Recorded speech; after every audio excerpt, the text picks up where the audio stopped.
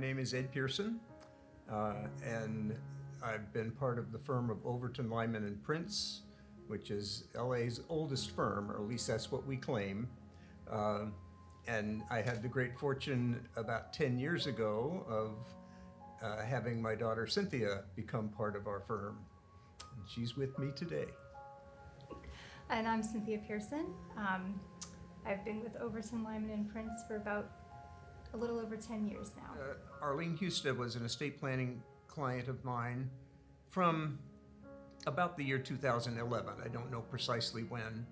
And I met with her over the course of a number of years.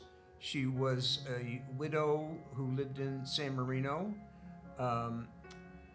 and really had basically no family, but she was somebody who was very careful about her estate plan.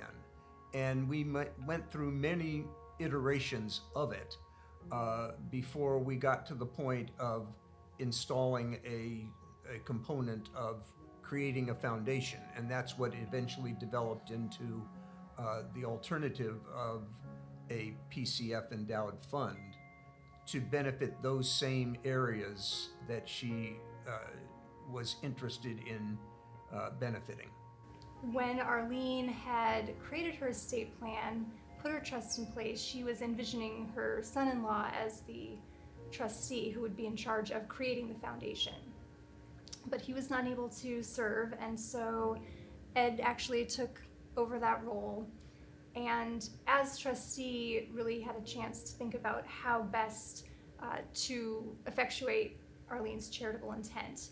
And the idea of creating a private foundation, which is what the document called for, seemed like it would not probably be the best vehicle because of the expense, the lack of infrastructure. There weren't immediate family members who could take on this legacy.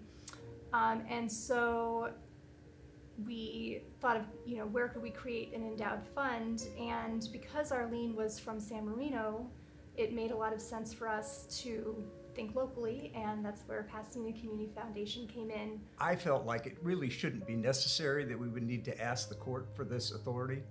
And so I wrote a very lengthy letter to the Attorney General, to the Registry of Charitable Trusts, asking that they simply give us permission to do this without going to court. And they turned us down. So we did indeed have to file a petition with the court for authority to deviate from the terms of the trust, and instead of creating the private foundation, to make the same kind of gift, essentially, through the Pasadena Community Foundation. And one of the things that fortunately we had included in the document to state, in creating the foundation, these are the 5 areas that Arlyne wants to benefit through this private foundation. And those are indeed the same 5 areas that we now have with the endowed fund through the Pasadena Community Foundation. So Arlyne had identified 5 areas in her estate plan that she hoped to support, and those were children and youth, care and protection of animals, promotion of the arts, historical preservation within Pasadena, or in the Pasadena area, and the support of education. So those were all things that were important to her and aligned with the work that Pasadena Community Foundation is doing. And so it was another really logical fit when we were trying to figure out the best way to direct these funds. And I think for someone like Arlyne, who was charitably inclined, but really didn't have a sense of, this is a particular organization that I want to benefit.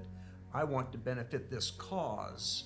And that cause, whether it's education or whatever it may be, can be done through the Pasadena Community Foundation, which allows the fund to respond to the needs of today, the needs of 10 years from now, the needs of 20 years from now.